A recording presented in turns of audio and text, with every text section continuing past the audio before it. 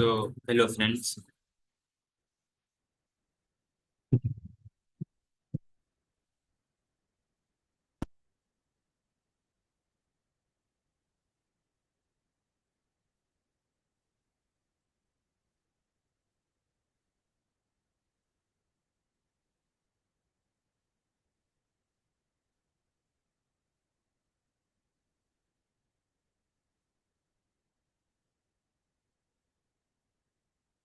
So, hello friends.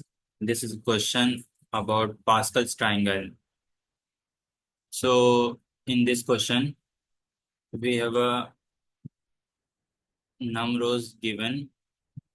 It is an integer, and we have to return the first num rows of Pascal triangle. So, basically, the starting rows are fixed. Like we know the exact pattern. So, the question in question, we have given a num rows and we have to return the num rows of Pascal's triangle. So firstly, we should understand what is the Pascal triangle. So for this, we will open example draw.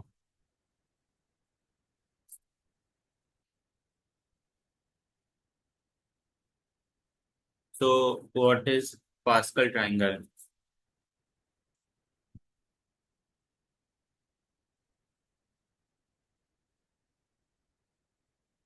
So basically, in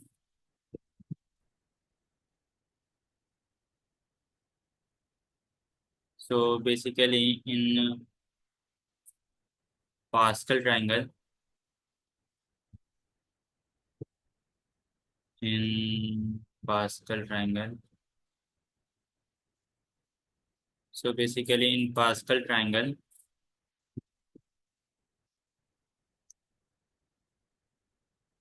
uh, the first row is 1 and the second row is the sum of the just above two number. Like if there is a number x and y, then at that place the exact number will be z and the value of z will be x plus y. So here at the left side we have only one, and the left side we don't have any number, and the right side we have one. And same for this,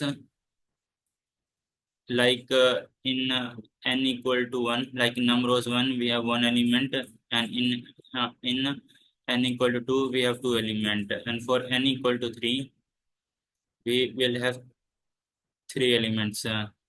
So basically 1, and then we can add this element, like this one, then it will give 2, and here only the left side element is present, it is 1, so it's 1. So it's for n equal to 3. So for n equal to 4, we have 1, and then these two sum 3, then these two sum 3, and then 1, then n equal to 5. So here again 1, then these two sum 4, then again these two sum 6, then again these two sum 4, and then 1. So here we understood that nth rows is dependent on n minus 1 rows. So if nth row has an element, then we will have n plus 1 element. N minus 1 row will have n minus 1, and nth row will have nth element. This is n equal to 5, so we have exactly 5 elements. So we need to find the pattern, like what is the pattern. So I can clearly say, like if I am at this point, then our second element will be the sum of 1, 3. Just take this example. Uh, 1, 4, 6, 4, 1. So if I am at this position, then the second element, like the first element is always fixed, it is 1, and the last element is also fixed, it is 1. So if I am at I equal to 1, 0, 2, 3, 4, then 4 plus 1 will give 5. Then we will at this position, and this will give 10. Then again this will give 10, and this will give 1, 5. So here we can find the pattern.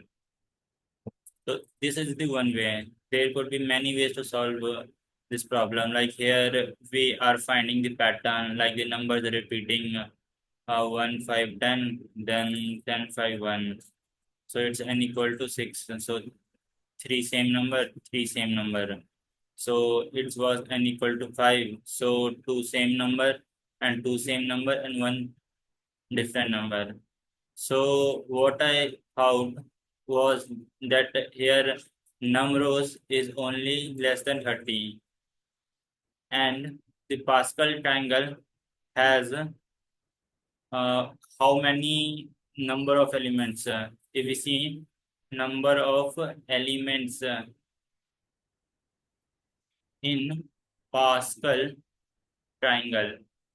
Can we calculate? Yes, I think yes, we can calculate it. Like in the first element, 1, then 2, then 3. Just assume nth row has an element. So the sum will give n square, n into n plus 1 upon 2. So basically n square. So we can't solve this question in big of n square. So we can give answer in big O of n square. Like we can write algorithm that time complexity is a big O of n square. So actually my idea was that we will create the second row. We will create the second row from the first row. So let's code it.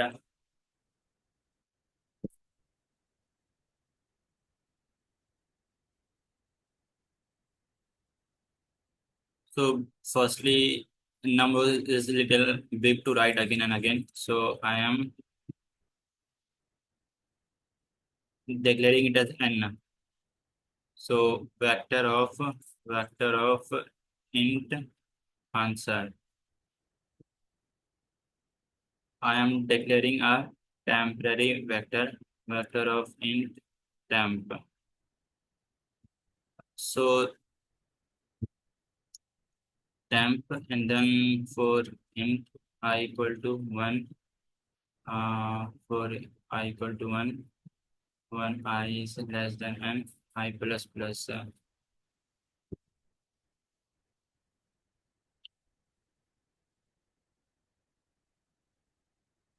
So for the first element, like 1, then 1, 1, then 1 to 1. So we can fix like answer dot push back 1, 1, then temp for int I. Temp is our previous array. So from that previous array, we will calculate our current array.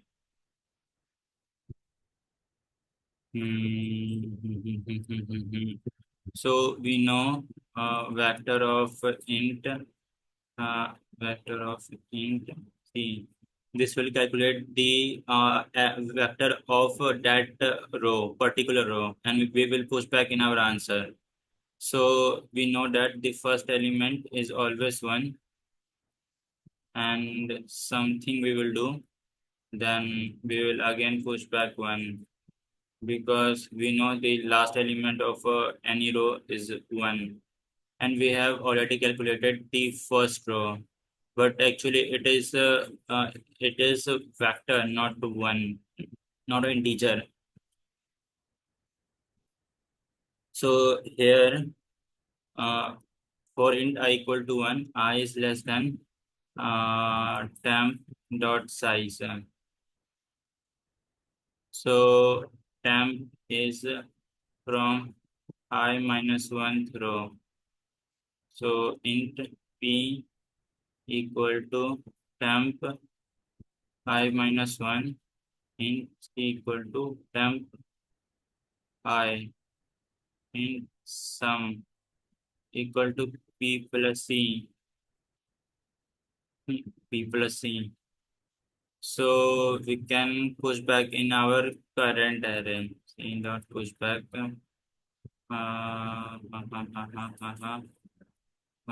Push back sum.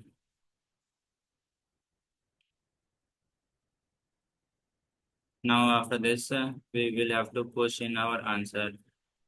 Answer dot push back back C.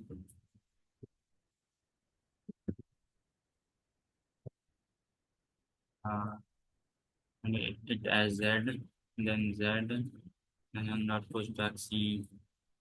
Mm, yeah, temp equal to C. Done answer.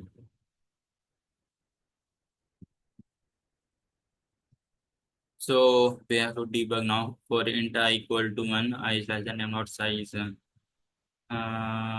Okay, we forget to increment the I.